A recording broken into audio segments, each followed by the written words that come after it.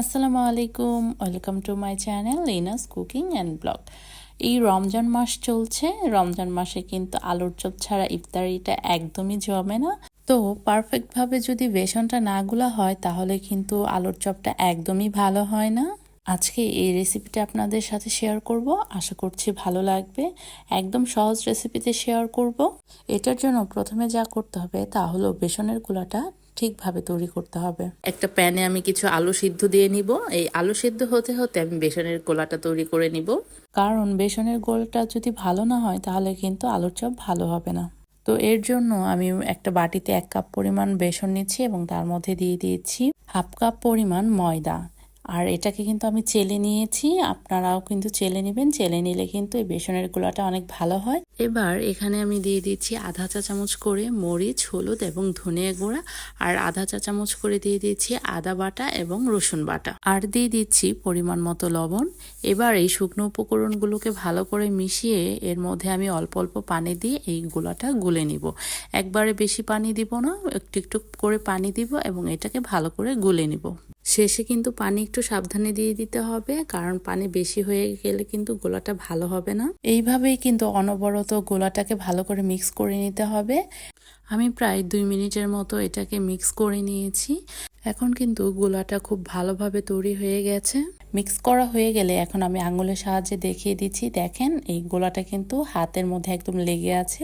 এরকম কিন্তু আলুর চপের মধ্যেও লেগে থাকবে।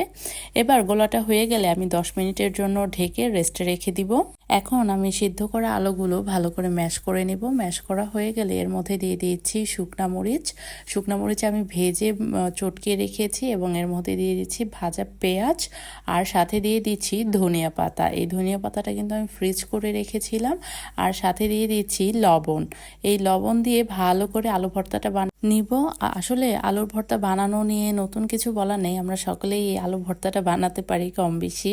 এবার আলু ভর্তা বানানো হয়ে গেলে আমি এখানে আলুর চপের শেপ দিয়ে নিব গোল গোল করে। আলুর চপের শেপটা কিন্তু মূলত গোলই থাকে, আপনারা চাইলে অন্য সাইজেরও বানিয়ে নিতে পারেন আপনাদের পছন্দ মতো।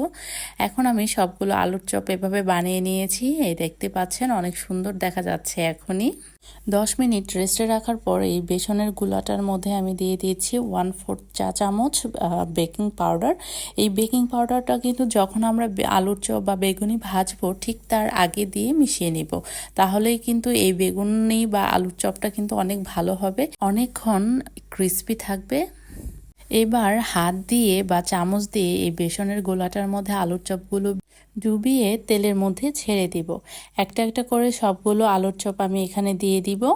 এখানে কিন্তু আমি বেসনের মধ্যে কালো জিরাও ইউজ করেছি। কালো জিরা খেতে আমার অনেক ভালো লাগে, এর জন্য আমি বেসনের মধ্যে কালো জিরা দিয়েছি। আপনারা চাইলে কিন্তু স্কিপ করতে পারেন। এখন আমি এই আলুর চপগুলো সবগুলো উল্টে পাল্টিয়ে ভেজে নেব। সবগুলো উল্টিয়ে পাল্টিয়ে ভালো করে ভেজে নিয়েছি। দেখেন কালারগুলো কত সুন্দর আসছে, মাশাআল্লাহ। এবার একটা ছাঁকনির মাধ্যমে এই আলুর চপগুলো আমি তেল থেকে উঠিয়ে নিব এবং ঝরিয়ে একটা টিস্যুর মধ্যে রেখে দিব। যে বাকি তেলটা থাকবে সেটা কিন্তু টিস্যু শোষণ করে নিয়ে নিবে। আসলে আলুর চপ বানানো কিন্তু একদমই সহজ। যদি বেসন গোলাটা ভালো হয় তাহলে কিন্তু অটোমেটিক আলুর চপটাও অনেক ভালো হবে। আলুর চপগুলো কিন্তু ভাজা হয়ে গেছে আর দেখতেই পাচ্ছেন কত সুন্দর হয়েছে। আশা করছি আপনাদের এই ভিডিওটি অনেক অনেক ভালো লাগবে। আর যদি ভালো লেগে থাকে অবশ্যই লাইক, কমেন্ট এবং সাবস্ক্রাইব করতে ভুলবেন না। আর অবশ্যই বেল বাটনে চাপ দিয়ে রাখবেন, তাহলে কিন্তু নতুন নতুন রেসিপি যখন আপলোড দিব তখন কিন্তু অটোমেটিক আপনারা নোটিফিকেশান পেয়ে যাবেন। আজকে তাহলে এ পর্যন্তই। সবাই অনেক অনেক ভালো থাকবেন। আল্লাহ হাফিজ।